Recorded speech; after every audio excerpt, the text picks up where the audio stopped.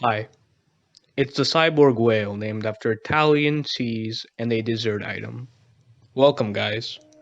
I've come here to slice the cheese on the 8th fight between the Kengen Association and Purgatory, especially why most of us are going about it the wrong way. Preface: I'm not the owner of anything related to Kengen Astra or its sequel Omega. The credit belongs to the author Sandrovich and the artist Daromeon. The best way to support their work is to buy the official tankobon or watch the anime on Netflix. The ideas I present in this video are subjective to change. After all, I cannot predict the future. Anyways, let's get it! In chapter 98, we get a first glimpse at not only Jurota, aka Markiplier, the gentle king of Purgatory, but also Hayami Masaki, the killer crow of the Kengen Association. Before this chapter, it was established that Jurota, alongside Dawn Air, are the mainstay of Purgatory, much like Wakatsuki and Kanoi Ajito are for Kengen. Based on this reputation, he is incredibly strong at what he does, at least held in higher regard than those we have seen before. His main fighting style is judo, which was emphasized by Wakatsuki, who was prepared to face him down. Yet again, he is prevented from fighting, not from Julius Rinhold, but from an up-and-coming fighter, Hayami Masaki, who was capable of calming the team down and persuaded Yamashita that a judo practitioner should fight another judo practitioner. See a connection? Unlike Markiplier, Hayami Masaki has been the story for much longer. He was introduced having defeated Utsubuki very easily. Although Utsubuki is for sure not one of the strongest characters, he is competent as what we consider a mid-tier. But we can use him as a trampoline to judge whether a character truly belongs in the higher tiers. We have seen Utsubuki's fight with Garuyuki in very fine detail. His power isn't limited to his build or his signature technique, the Stinger. But Yamashita emphasized his strategic mindset and ability to change strategies on the fly. Despite this, Ryuki's raw power was far greater than his. Ryuki was always a step ahead, and while Utsubuki's signature technique landed, it didn't end the match. While a single one of Garuyuki's regular techniques destroyed him, it was clear Ryuki wasn't serious. So if anybody in the future can defeat Utsubuki like this, they deserve to be in the upper echelon immediately. In the case with his scuffle with Hayami Masaki, Utsubuki, by his own account, says that although he wasn't injured, he was unable to react and lost the fight in the first contact.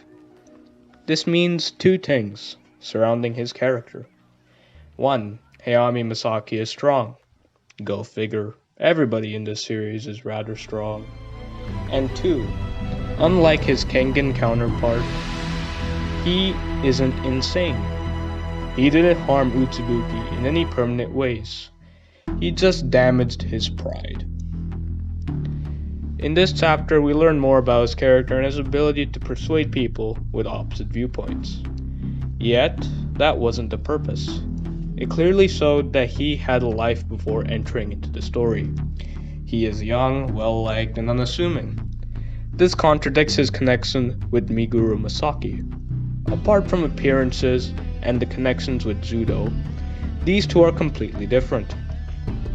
One likes reading books and has shown leadership qualities throughout the story, and the other gets off on pain, murders his father, and gouges out the eyes of a blind man. If they are clones created by the worm, which is heavily implied, this means they were conceived close to each other's birth, which accounts for their age, but were raised separately. I make this assumption because their characterization is vastly different, and in real life, twins raised in different environments develop different values due to the manner of which they were raised. This is Hayami's background. but we gain more information surrounding his character. During the chapter, we see Hayami Masaki exhibit some strange behaviors. Before the match was to begin, Hayami held a right grip while Markiplier held a left grip. After the referee told him to leave his earbuds back, he came back and held a left grip, the same as Markiplier. This was a point that was stressed by both the audience and his opponent, but to the reader, his actions imply that the headphones have some influence over Hayami. I've heard things like the headphones keep him sane and whatnot, but here's my theory. Based on my limited knowledge of judo, the arm which attaches itself to the chest portion of the gi is the one that determines if a grip is left or right. During the Annihilation tournament, Meguro grabs Muteba by the collarbone with his right arm, a technique he devised to account for opponents who didn't wear clothes. In this instance, the collarbone is a substitute for a gi. So, a right grip might indicate insanity, and the left grip represents Hayami's individuality. I feel this falls in line with the idea that Hayami can switch between personalities like Ajito, but I'll spin it in a different direction. Hayami instinctually took a right grip first, the same as Meguro, but chose to take a left grip because he didn't want to be reminded of his past self. Due to the manner in which the stances are being emphasized, this establishes an innate connection between Hayami and Meguro that cannot be based on genetics. Since the Worm organization is also known for reanimating individuals, I predict that it will be revealed that Meguro's brain and eyes have been grown and transplanted, causing Meguro to have several personality changes, resulting both from the transplant and being brought up in Hayami Katsumasa's household. Although he was later present at a university with ties to a very rich father, Meguro could easily re-enter society under a new name and pursue an education without people knowing that he was once a serial killer. This is my theory based on knowledge I have acquired. But away from the complex stuff, we read this story because the fights are cool. The fight begins. Jurota holds firm with his left grip and Hayami darts around him and lunges in for a grab with his own left grip. But as quickly as Hayami made his move, he was on the ground. Jurota caught him first. If defeating Utsubuki in one moment was an achievement, Jurota being able to counter Hayami immediately proves he is on a different level of strength.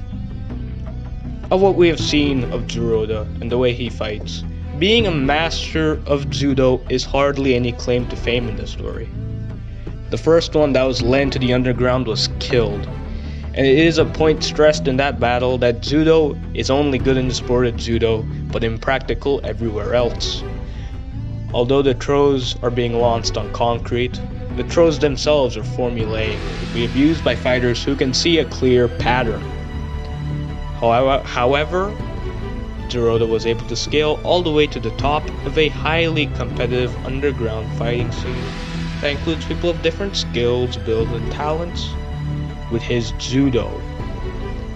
So far, Jurota's judo seems genuine.